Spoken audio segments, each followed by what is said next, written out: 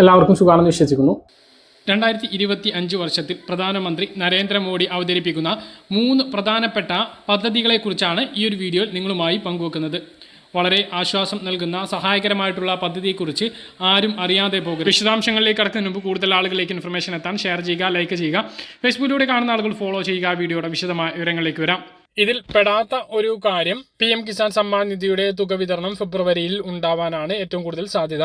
December, ജനുവരി, ഫെബ്രുവരി, March മാസത്തെ തുകയാണ് 19ാമത്തെ ഗഡുവായിട്ട് ലഭിക്കേണ്ടത്.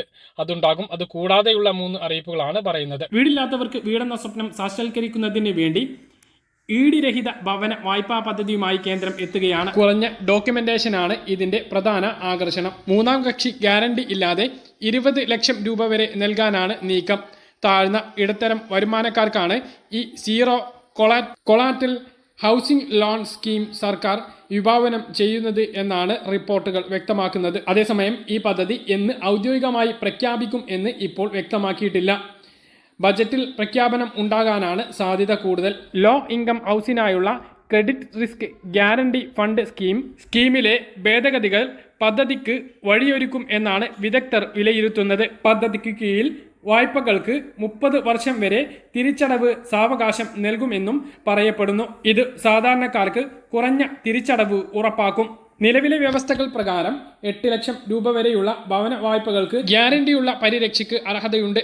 വായ്പയ്ക്ക് ആവശ്യമായ രേഖകൾ നൽകാൻ ഇല്ലാത്തവരുടെ ഭവനമെന്ന സ്വപ്നം സാക്ഷാത്കരിക്കുകയാണ് സർക്കാരിന്റെ ലക്ഷ്യം.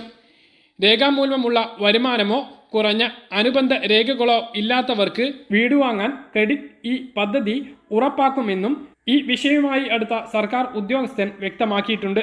പദ്ധതിക്ക് കീഴിൽ യോഗ്യമായ വരുമാനം, തുല്യമായ പ്രതിമാസ ഗഡു, അറ്റ പ്രതിമാസ വരുമാന അനുപാതം തുടങ്ങിയ പാരാമീറ്ററുകൾ ഉറപ്പാക്കുന്നതിന് ധനകാര്യ, ഭവന, നഗരകാര്യ മന്ത്രാലയം, നാഷണൽ ഹൗസിംഗ് ബാങ്കുകളും മറ്റ് വാണിജ്യ ബാങ്കുകളുമായുള്ള ചർച്ച നടത്തിവരികയാണ് എന്നാണ് ഇപ്പോൾ ലഭിക്കുന്ന വിവരങ്ങൾ. ചർച്ചയിൽ ധാരണ ആകുന്ന മുറക്ക് പദ്ധതി നടപ്പിലാക്കും.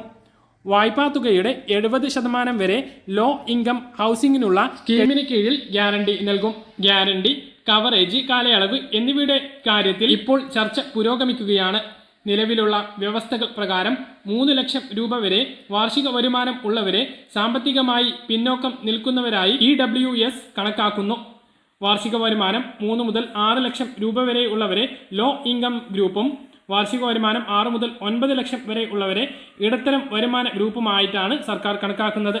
അപ്പോൾ വളരെ പ്രധാനപ്പെട്ട ഒരു കാര്യമാണ്, നമുക്ക് ഒരു ഈടും നൽകാത്തവർക്കും വീടെന്ന സ്വപ്നം സാക്ഷാത്കരിക്കുന്നതിന് കേന്ദ്ര സർക്കാരിന്റെ പുതിയ ഈ പദ്ധതി കൊണ്ടുവരുന്നതിലൂടെ സാധ്യമാകും എന്നുള്ളതാണ്. ഇല്ലാതെ നൽകുന്ന കർഷക വായ്പാ പരിധി 2 ലക്ഷമാക്കി ഉയർത്തി എന്നുള്ളതാണ്.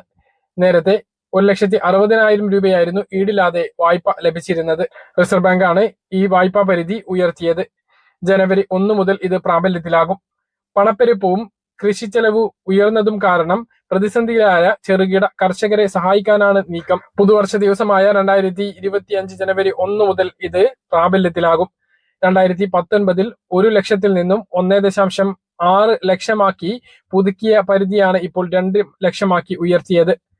മാർഗനിർദ്ദേശം വേഗത്തിൽ നടപ്പിലാക്കാനും പുതിയ വായ്പാ വ്യവസ്ഥകൾ സംബന്ധിച്ച വ്യാപക പ്രചരണം നടത്താനും ബാങ്കുകൾക്ക് നിർദ്ദേശം നൽകിയതായി അധികൃതർ അറിയിച്ചിട്ടുണ്ട്.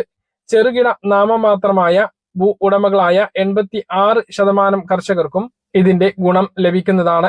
ഇതുമായി ബന്ധപ്പെട്ട വിവരങ്ങൾക്ക് നിങ്ങളുടെ ബാങ്കുമായോ അല്ലെങ്കിൽ നിങ്ങളുടെ തൊട്ടടുത്തുള്ള മൃഗ ആശുപത്രിയുമായോ ബന്ധപ്പെട്ടാൽ കൂടുതൽ ഡീറ്റെയിൽസ് ലഭിക്കുന്നതാണ്. മൃഗസംരക്ഷണത്തിനും ഈ വായ്പ ലഭിക്കുന്നതാണ്. ഇത്തരം വായ്പകൾക്ക് 4% പലിശയാണ് വരാറുള്ളത്. ഇതുകൂടാതെ ഈട് നൽകുകയാണ് എങ്കിൽ കൂടുതൽ തുകയും ലഭിക്കുന്നതാണ്. കർഷകർക്കുള്ള അടുത്ത സന്തോഷ വാർത്ത, കർഷകർക്ക് കൈത്താങ്ങുമായി കൃഷി മന്ത്രാലയം. കാർഷിക ഉപകരണങ്ങൾ 50% വിലക്ക് നൽകാനാണ് കൃഷി മന്ത്രാലയം ഇപ്പോൾ തീരുമാനിച്ചിട്ടുള്ളത്. കൃഷി മന്ത്രാലയവും കേരള കാർഷിക വികസന കർഷക വകുപ്പും സംയുക്തമായാണ് യന്ത്രങ്ങൾ വാങ്ങുന്നതിന് കർഷകർക്ക് സഹായം നൽകുന്നത്. പ്രധാനമന്ത്രിയുടെ കാർഷിക യന്ത്രവൽക്കരണ ഉപപദ്ധതിയായ UB mission on agriculture mechanisation SMAM പദ്ധതി ഈ വർഷം അംഗീകരിച്ചിട്ടുള്ള നിയന്ത്രണങ്ങളോടെ യന്ത്രങ്ങളുടെ വില നിലവാരം ഇനി പറയുന്ന രൂപത്തിലാണ്. യന്ത്രങ്ങളുടെ വിലയിൽ 40 മുതൽ 60% സബ്സിഡിയായി നിങ്ങൾക്ക് തന്നെ ലഭിക്കുന്നതാണ്. കർഷക കൂട്ടായ്മകളാണെങ്കിൽ 80% സബ്സിഡിയും ലഭിക്കും. കൃഷിയിലൂടെ വരുമാനം വർദ്ധിപ്പിക്കാനും കൂലി കുറക്കാനും യന്ത്രങ്ങൾ ഉപയോഗിച്ച് ആധുനിക കൃഷി രീതിയിലേക്ക് മാറാൻ കേന്ദ്ര സർക്കാരിന്റെ പദ്ധതി നിങ്ങളെ സഹായിക്കുന്നതാണ്. കാർഡിയെക്കുറിച്ചും വിലയെക്കുറിച്ചും അറിയുന്നതിനും 7510114400 എന്ന നമ്പറിൽ ബന്ധപ്പെടാവുന്നതാണ്. കൃത്യമായിട്ട് മനസ്സിലാണെന്ന് കരുതുന്നു. ഇതുപോലെ ഇൻഫർമേഷൻ ലഭിക്കാൻ ചാനൽ സബ്സ്ക്രൈബ് ചെയ്യുക, ബെൽ ഐക്കൺ എനേബിൾ ചെയ്ത് വെക്കുക. മറ്റൊരു വീഡിയോയുമായി നമുക്ക് കാണാം. ബൈ.